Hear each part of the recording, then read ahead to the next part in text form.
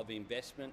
Live to San Francisco, the Australian Prime Minister Anthony Albanese speaking. The largest investment that they've made in a country like Australia for the entire period that they've been in existence.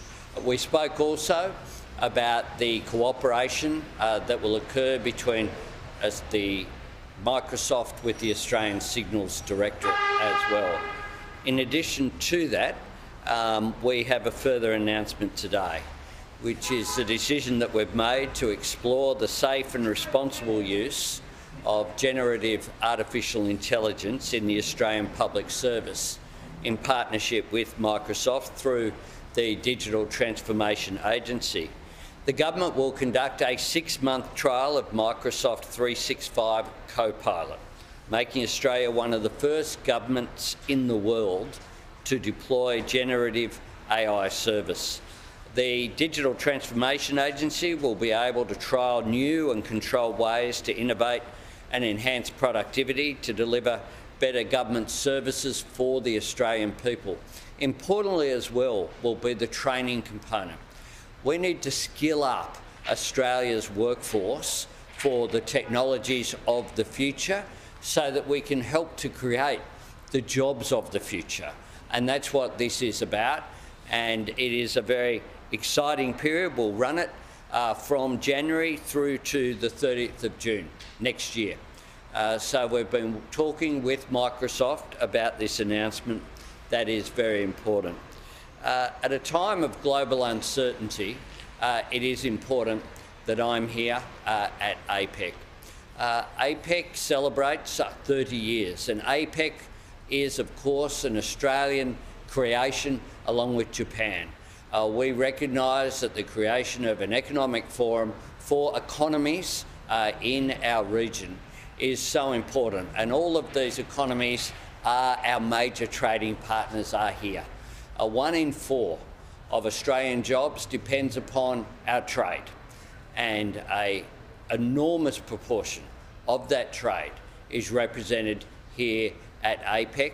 So I was very pleased to accept President Biden's invitation to be here, and I note that every government leader from the region is represented here, except I got a text message from Christopher Luxon, who has been unable or is still in negotiations for the finalisation of the formation of his government.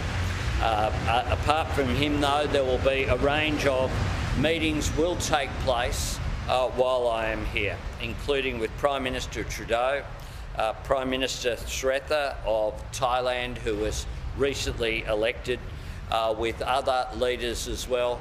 I look forward to catching up with President Biden and President Xi while I'm here, given the recent meetings that we had. We have formal meetings with Prime Minister Kishida and with our other major trading partners as well. We also will be catching up with Prime Minister Marape of Papua New Guinea prior to his visit to Australia that will occur next month, where we're working through improvements in our relationship with PNG. In addition to that, I look forward to catching up with President Widodo of Indonesia. Catching up with him is important. The relationship that we have with Indonesia is, of course, one of our most significant.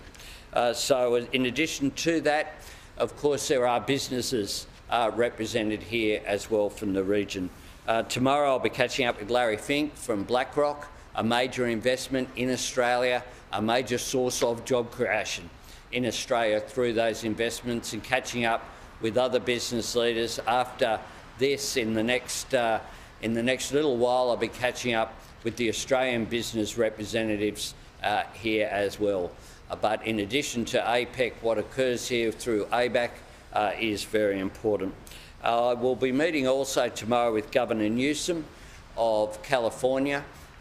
He, of course, is the host state here in San Francisco. Governor Newsom and I were due to meet at the San Diego meeting earlier this year. He unfortunately contracted COVID at that time, so wasn't able to be present, but we have an important agreement between Australia and California, a very large economy in its own right, about clean energy technology as well. So this will be a very busy period on the ground over the next not quite 2 days, but I really look forward to forging new relationships in Australia's national interest, but also renewing relationships and cementing them as well, with the eye always on Australia's national interest and Australia's economic interest, which is what these forums are about, which is why Jim Chalmers was here earlier this week, and Don Farrell, our Trade Minister, is here as well.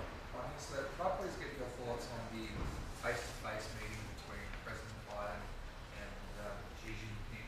This is the first time they've met face-to-face in a year. How significant is that for the region and the world? And would you like to see the revival of regular dialogue between their militaries to provide stability and certainty?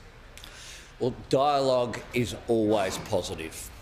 I'm a firm believer that through dialogue comes understanding.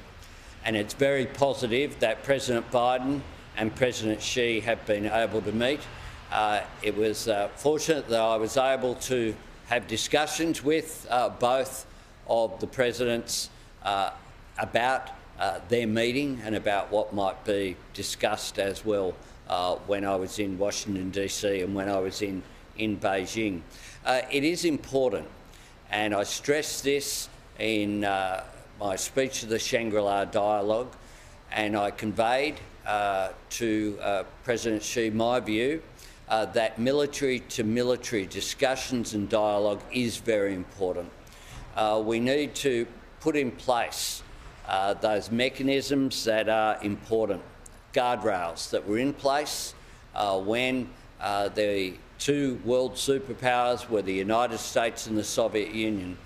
We need guardrails to make sure that we don't have misunderstandings or miscalculations that could lead to real issues and real conflict.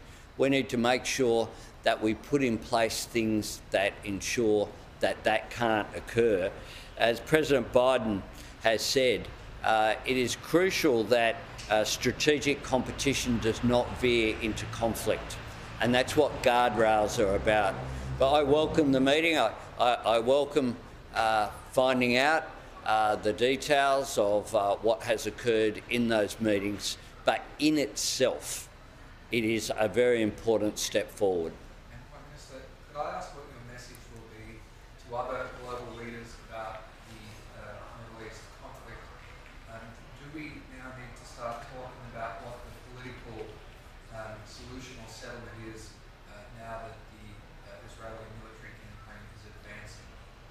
I think we will be. That will be a topic of discussion. It's been a topic of discussion with everyone I've spoken to in recent times.